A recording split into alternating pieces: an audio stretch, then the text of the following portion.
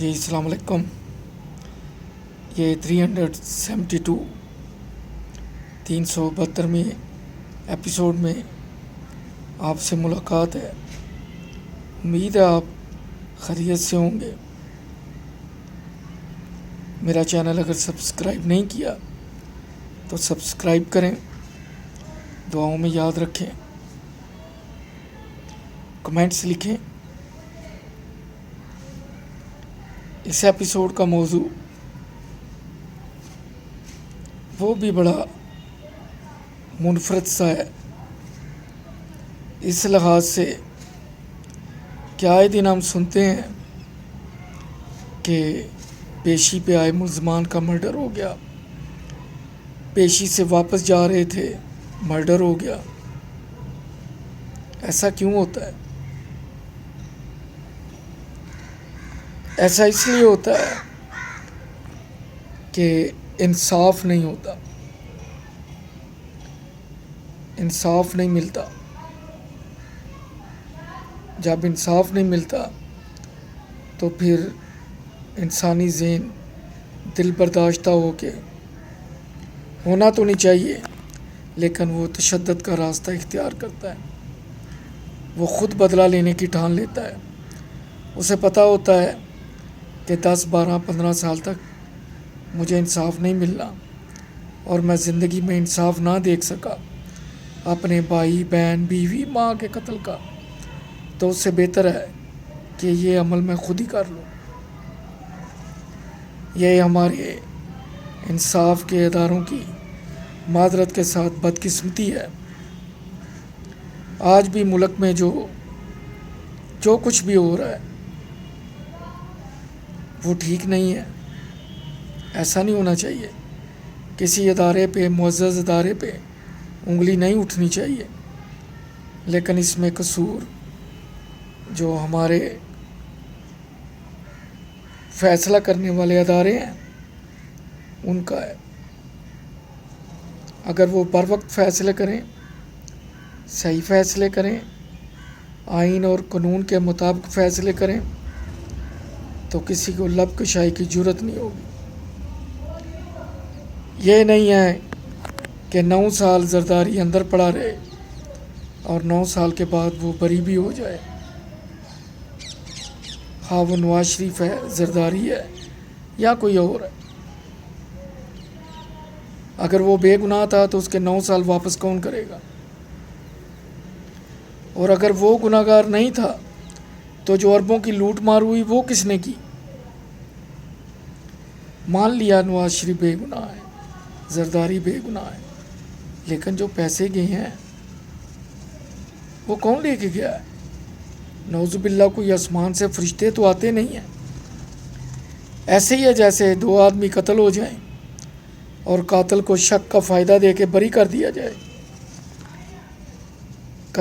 قاتل کو شک کا فائدہ دے کے تب بری کریں جب قتل نہیں ہوا تو اس پہ الزام لگ گیا, پھر آپ اسے بری کر دیں. لیکن جب 2 بندے قتل ہو گئے ہیں پھر شک کا فائدہ کیسا؟ چلے مان لیا وہ بے گناہ تھا لیکن فائل بند تو نہیں ہونی چاہیے, کیونکہ قتل تو بہرحال ہوئے تھے. وہ کس پہ گئے؟ ان کا خون کن کے سر پہ ہے؟ وہ فائل کیوں بند ہو گئی؟ اس کے لواحقین کو انصاف کیوں نہیں ملا؟ یہی وجہ ہے کہ لوگ پھر خود انصاف لینے چل پڑتے ہیں.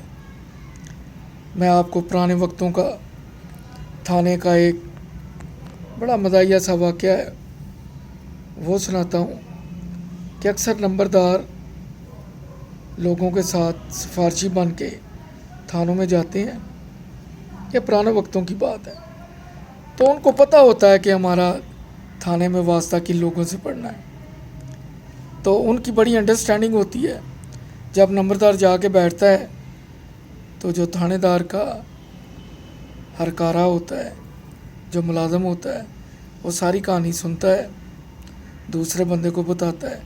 وہ آ کے تھانے دار کو کہتا ہے چوئی صاحب کروں ٹیلی فون آ گیا, وہ تہاڈی مجھ مر گئی ہے, یعنی بھینس مر گئی ہے. وہ جو نمبردار ہوتا ہے اس وقت بینچ 700 800 600 1000 کی آتی تھی.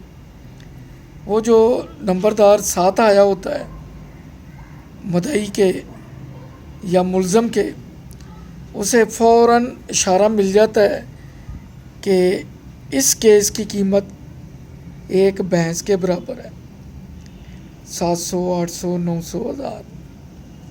وہ اشارہ سمجھ جاتا ہے. اور سیانہ نمبردار جو ساتھ گیا ہوتا ہے وہ جب منشی کہتا ہے جی چوئی صاحب کرو ٹیلی فون آیا ہے یا کرو منشی نے آ کے دسیا کہ مجھ مر گئی ہے، تو تھاندار کہتا ہے پھر ساڈی بات مری نہ مجھ. اسے پتہ ہے یہ اشارہ میری طرف ہے، جتنی بھینس کی قیمت ہے میں نے یہاں رشوت دینی ہے اور میرے بندے نے چھوٹ جانا ہے. یہ ان کی آپس میں انڈرسٹینڈنگ اور کوڈ ورڈ تھے. اسی طرح ہم عوام، ہماری مجھ روز مرتی ہے. جب گیس کا بل آتا ہے، جب بجلی کا بل آتا ہے، کیونکہ چوری ان سے نہیں رکتی، ڈیم ان سے نہیں بنتے. واپڈا والے کہتے ہیں جی 1 روپیہ 80 پیسے یونٹ ہم دیتے ہیں. آئی پی پیز 17 سے 18 روپے کا یونٹ پڑتا ہے. تو جو 16 روپے کا جو فرق ہے پھر مجھ تو ساڑی مر گئی انہوں دی نقص پالیسیاں دی وجہ نال. اب آپ اس کو ذرا ضرب تقسیم دیں، کیونکہ میں ایک بینکر بھی ہوں، تو آپ دیکھیں گے کہ اگر 2 روپے کی بجلی میں 18 کی لے رہا ہوں تو 16 روپے کا فرق ہے. اور اگر میں پروڈکشن کر رہا ہوں تو میری چیز تو بنگلہ دیش انڈیا سے بھی سستی بنے گی اور میری چیز مارکیٹ میں جگہ بنائے گی. اور ڈالر بشک 80 روپے کا بھی ہو جائے پھر بھی میرے ملک کی ایکسپورٹ اور میری ایکسپورٹ کو لوگ لیں گے، کیونکہ میری کاسٹ ہی نہیں ہے. مجھے کاسٹ الیکٹریسٹی کی صرف 2 روپے پڑ رہی ہے، چلے 3 روپے لگا لیں، اور کہاں 18 19 20. تو یہی فرق ہے. ساڑی مجھ روز مرتی ہے بھائی، لیکن حکمرانوں کو کوئی پتہ نہیں چلتا. جو سابقہ تھے، جو موجودہ تھے، فرق صرف اتنا ہے کہ اس وقت چیزیں ملتی تھیں، قیمتیں تھوڑی سٹیبل رہتی تھیں. لیکن اب یہ ہے کہ قیمت بھی ڈبل ٹرپل ہے اور نایاب بھی نہیں ہے. اور پھر ایک زرعی ملک ہونے کے ناطے یہ چیزیں بہت سستی ہونی چاہیے. ہر سبزی 120 سے اوپر ہے، کیونکہ میں اکثر جاتا ہوں گروسری کے لیے. تو 100 کے اوپر جتنی قیمت ہے 120 160 180 وہ اصل قیمت ہے. یہ جو ساتھ 100 لگا ہے یہ مہنگائی کا ہے، یہ بوجھ ہے. کیونکہ اگر آپ 2 کلو پالک لیتے ہیں تو اس میں 90% پانی ہے. اگر آپ کریلے لیتے ہیں 160 روپے کلو، جو کبھی 60 روپے کلو تھے 6 ماہ پہلے، فارمی 40 تھے، دیسی 60 تھے، تو اگر آپ کریلوں کو نچوڑیں تو 80 سے 90% پانی ہے. یعنی پانی آپ نے 160 روپے کلو خریدا ہے.